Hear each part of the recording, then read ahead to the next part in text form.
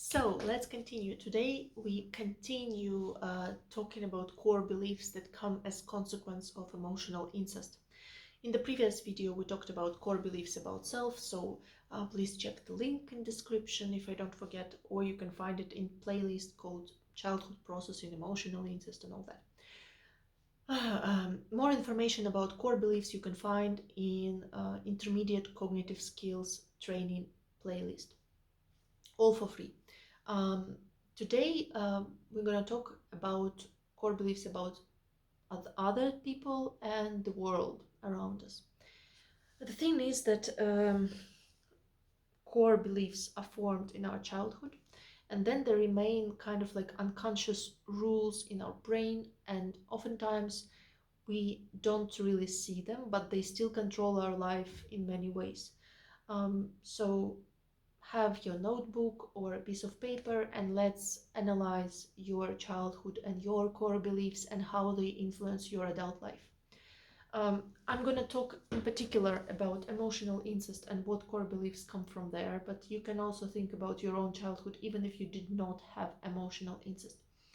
I made quite extensive video about core beliefs about self, so please check it out. I won't repeat myself again.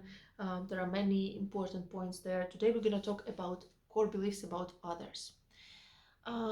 Which core beliefs are typical for emotional incest about others? Okay, so core belief number one is this: others are strong or weak, and this can sometimes combine. So core beliefs, they can be really controversial. Like, you can believe at the same time that you are good and you are bad, you are very strong and you are weak, and so on. It's typical, so don't be confused. Core belief that others are weak and not as good as me, not as special as me, not as smart as me, not as talented as me, often comes from golden child role in emotional incest dynamic from family. It's not your fault if you have this core belief. It's just what comes from your childhood. But just like this core belief that I am special, it can be really harmful for your relationship. It can leave you alone and isolated. It can make you feel very lonely and like you don't fit in any company or cannot have any true friendship and relationships and so on. So it's very important to debunk this idea. So this idea that others are worse than me and weaker than me. Next idea, second idea, is that others are stronger than me. And here, if you believe that others are stronger than me and they are kind to me, then you will try to depend on others. You will try to rely on them. And if you believe that others are stronger than me but dangerous, then you will try to avoid them. You will try to be aggressive first so that they don't attack you, so they don't touch you, and so on. In emotional incest, if your parent was overprotective and was doing a lot of things for you, was not setting realistic boundaries and limits in your relationship, you might grow up believing that I am special and other people will have to take care of me, will have to do things for me. And this is not like a conscious belief, but you like unconsciously expect it. And because of it, you might get very disappointed when actually in adult life people don't take care of you. You might also feel very hurt when they don't take care of you. You might also feel offended when you are offered like standard treatment instead of special treatment. And you might also feel very, very helpless and miserable and like you are weak and you cannot do anything on your own. You have to rely on others. So this idea that others are strong and I have to depend on them, or that others need to take care of me, others have to do things for me, and this is a norm. And yeah, it's really detrimental for relationships, and it's really detrimental for your feeling of security and safety in life, because in order to feel safe, we need to be able to rely both on ourselves and on other people. So this was idea number one, that others are core belief that others are weak and helpless, or the core idea that others are what strong and I need to depend on them and they have to take care of me. Second idea about others is that any love and affection that I get from others is conditional. That in order to be loved, I need to play a certain role. In order to be loved, I need to betray myself in some way and become what they want me to be. And in this case, you can have two different behaviors. One behavior is that you are trying to um, please others, and second behavior is that you are avoiding closeness with others and intimacy with others and close relationships with others because you believe that if you get close to someone, they will force you to become someone who you're not, and force you to be unauthentic, and force you to give them something back, to serve to them in some way. And both of them are really harmful and prevent you from having good relationships. Um, okay, this is good. And then also you can have ideas about others as how to say, our third belief is when you have not like special core belief about others, but you have really poor representation about others. Like, for example, if you were in this role of golden child and the world was revolving around you in your family, and your parents were like doing everything you want and all that, your parents didn't teach you to empathize with others and to understand their feelings, to be interested in others, and you can come with this idea that others are lame, not interesting, and I don't even understand them, and they are like, you can kind of even see them like objects. Of course, not consciously, but unconsciously, you don't relate with them, you don't empathize with them, you kind of see them like something different from yourself and not have any connection with them. This also oftentimes comes from emotional incest and golden child role. This is why golden child role oftentimes leads the child to be somewhere on narcissistic spectrum, and it's not their fault, it's just how they were, you know, raised as a child. But if you're an adult watching me now, you already can, change those core beliefs, try new ways of behaving with people, because all this can be changed. So don't feel desperate, and don't feel too ashamed or something if you find yourself in these descriptions. So yes, difficulties with empathy towards others, and this can lead to detrimental effects as well, because if you don't have this idea to empathize with others, when you are acting, when you are behaving, you don't have this empathy stopping you, and because of it you can hurt other people without even realizing it or not paying attention to it. And this is again very harmful for others and for yourself as well, by the way. Next idea, third core belief that comes from emotional incest, is that others don't understand me and others don't see me. This happens again because in emotional incest you experience this kind of really unpleasant situation that on one hand, on the surface level, your parent is taking a good care of you and you're feeling wonderful and so on. But on the deep level, they don't see you as they are, they don't understand you as they are, they don't need you as they are, they just kind of using you to satisfy their own needs, and they need you to play a certain role in their own head. They just need you to play to and fit in certain image, and because of it you feel deeply lonely and deeply misunderstood and deeply unseen. And here you have this kind of paradox that your parents are paying so much attention to you, and everyone calls you spoiled, and everyone calls you like the king of the family or something, but deep inside you feel unseen, unloved, and very, very lonely, because they don't see the real you.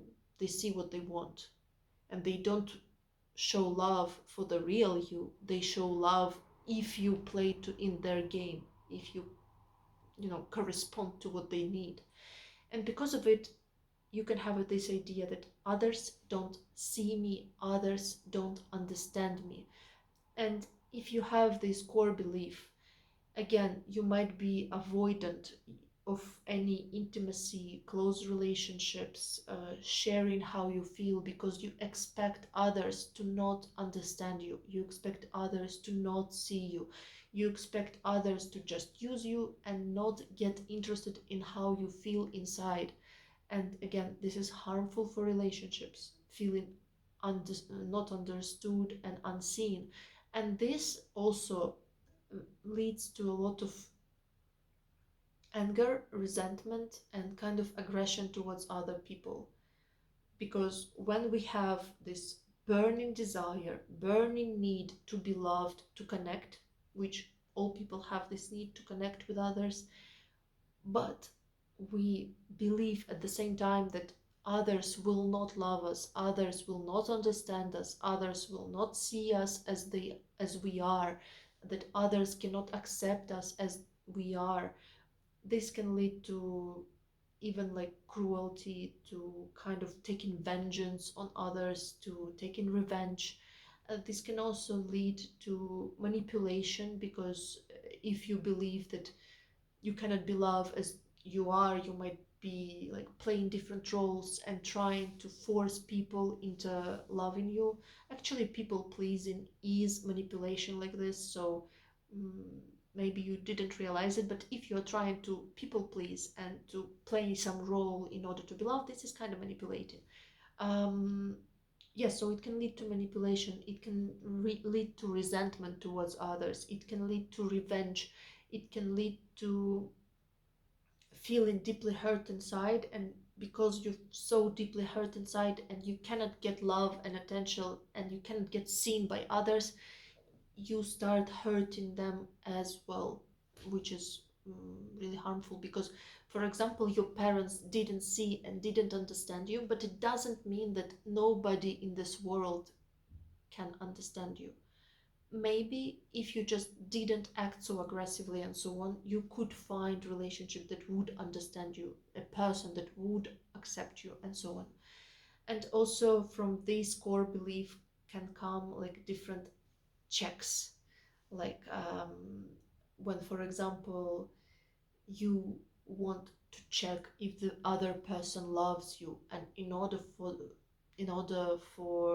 you to believe that they actually love you, actually accept you, actually understand you, you force them to go through something unpleasant. You make scandals, you check if they give you some kind of material gifts or whatever. You kind of check the relationship all the time, because you cannot believe that they actually love you, actually see you, actually understand you. And it's also when you have this core belief that others don't understand you, don't see you, it's really easy to interpret any small action from another person as sign of abandonment, because you're very scared of being abandoned by others. And then if, for example, your boyfriend didn't reply to you in several hours, you can immediately get triggered and believe that they are going to abandon you, that they don't really love you, and so on and so on, because you were not loved in childhood, so you kind of expect not to be loved again. So yes, and it creates like real hell for yourself and for other people in relationships.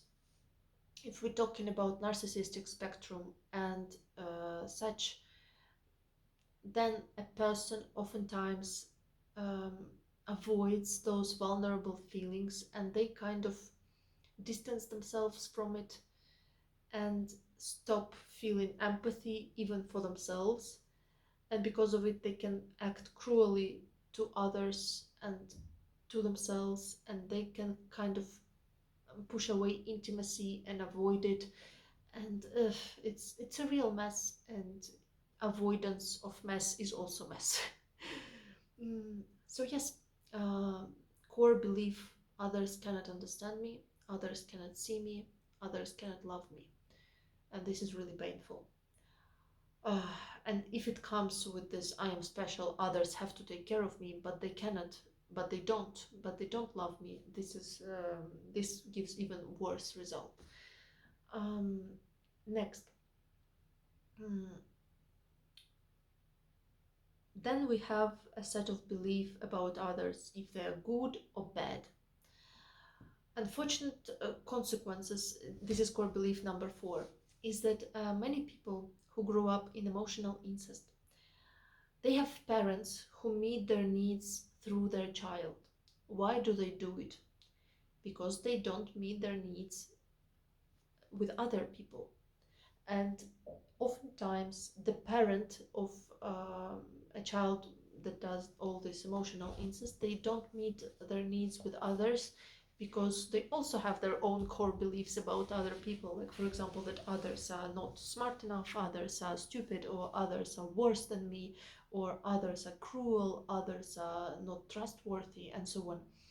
And basically, because of it, they engage in emotional incest. Because if you had core beliefs that other people are wonderful, you can be loved and understand and seen and so on, you would have many friends, you would have other people, you would have a relationship.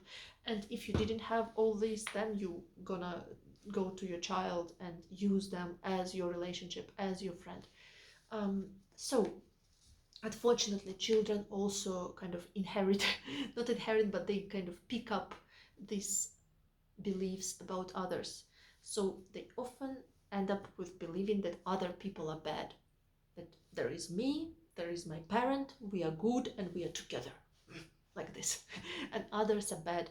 And I have seen even like generations in one family like this, like grandparents believing that outside world is dangerous and bad, and other people are not transworthy and bad, and this makes really locked system, not letting anyone new come in.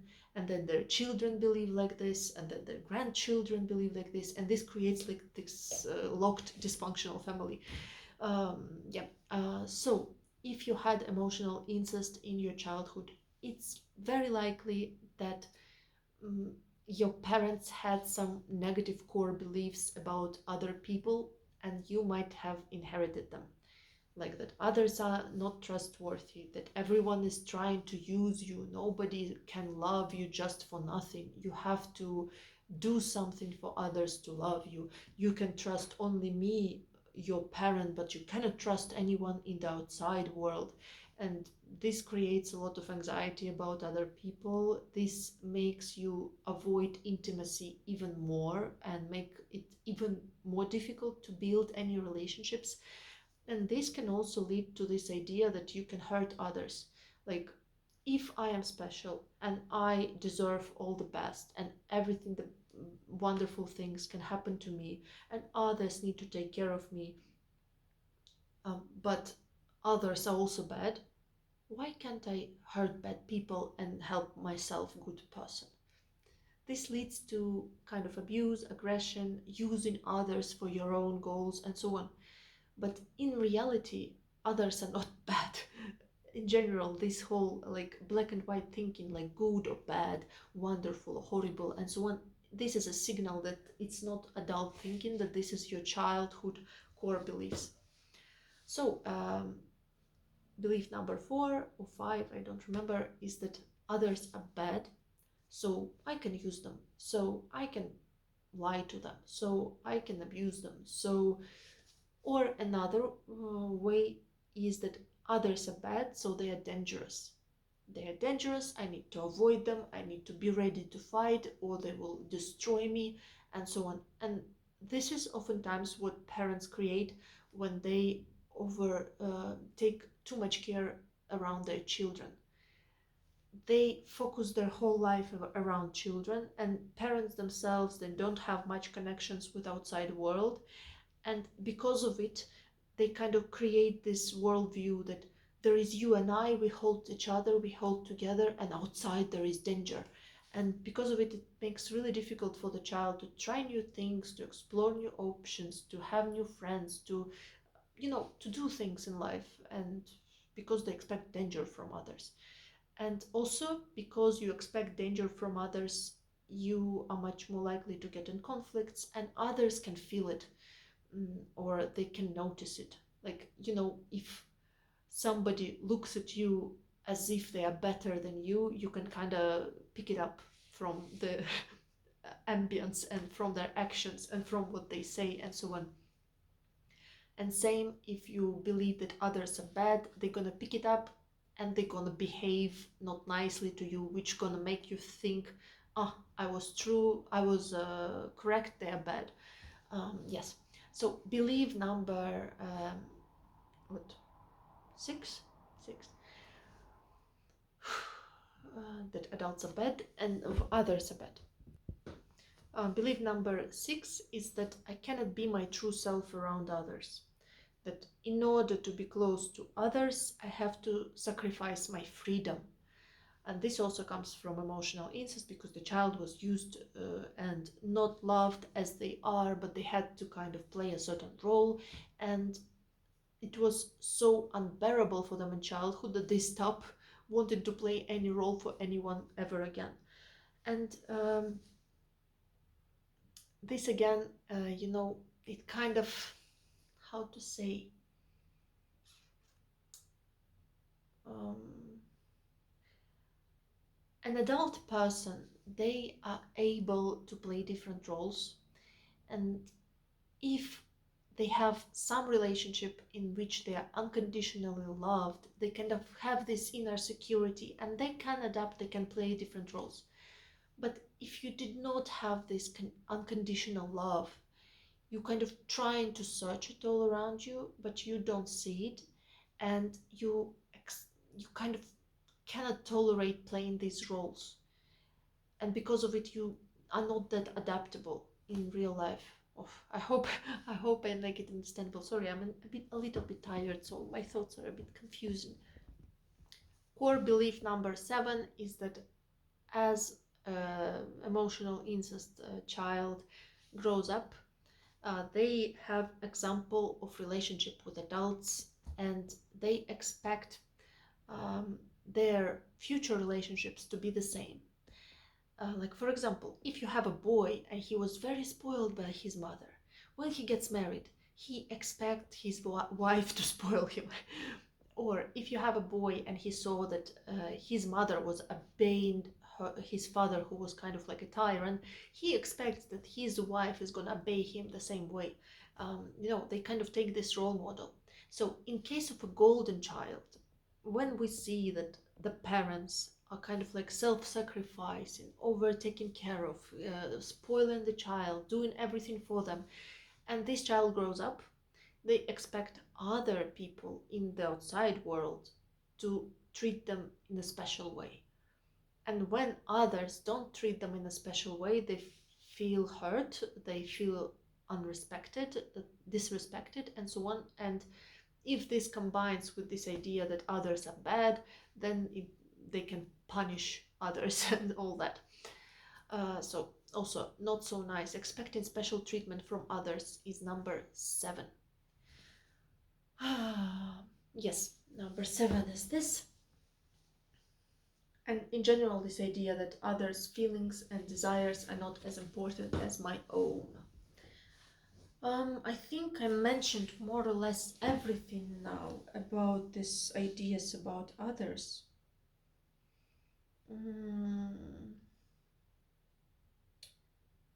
Yeah, there is also this idea that if you were like in emotional incest and your parent was kind of like a perfectionist and demanding a lot of performance and certain image from you, then you can have this idea that you can have very high standards for yourself or for others or for both. So high standards for others also go in there. Then let's go a little bit through childhood needs and what they mean in this connection with others. Check. Like if you had need for secure attachment in your childhood and it was not met, um, you get core beliefs about others, like first, others are not secure, not reliable. Okay. Second, I cannot trust other people, they will abuse me. Next, other people cannot understand my emotions and they cannot take care of my emotional needs, so I don't trust them to take care of my emotional needs. I do everything myself. Avoidant attachment comes in place. Then um, others think that I'm defective, others think that I'm bad, others think that I am horrible, and then you feel shame. It comes when you don't have your need for acceptance met. And then if you don't have your need for guidance, you also can feel like others are unreliable, I cannot get any help, and you might try to do everything on your own instead of just, you know, taking advice and speeding up your progress with this advice. Next, if your need for autonomy, competence, and sense of identity was not met, you're gonna think that others are going to inhibit my freedom, and so I need to avoid them. Or you can think that in order to be loved by others, I need to give away my freedom. Okay. Then also, if you don't have this need for competence and you feel like you are weak, you are fragile, you are soft, then you're gonna think that others can easily hurt me, others can easily destroy me.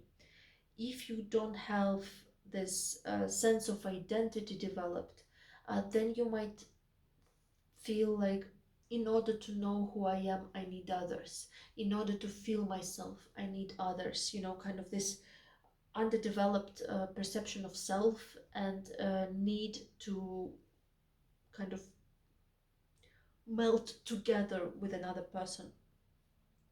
And then if you didn't have your need of autonomy, competence, and so on met, you might feel like mm, I will fail on my own, so I need other people to do things for me. Well, basically, I managed it. Then next, if you didn't have your need for realistic limits and self-control met in childhood, you might have core beliefs about others that they need to accept me as I am, even if I'm abusing them, even if I'm crossing the lines, even if I'm crossing the limits. I can do what I want. Um, then also that I don't have to control myself for other people. I don't need to empathize with other people. I don't need to take care of other people's feelings and so on. And then also, if you didn't have freedom to express yourself in childhood, you might have this idea that others will be judgmental, others will be critical. If I show my real self, they will laugh at me and all that. Um, Yes, and if others, if in your childhood you didn't have your need for spontaneity and playtime, then you're gonna think that I cannot be playful, spontaneous, and just free with other people. And you might be like trying to play some role with other people or trying to restrict yourself with other people.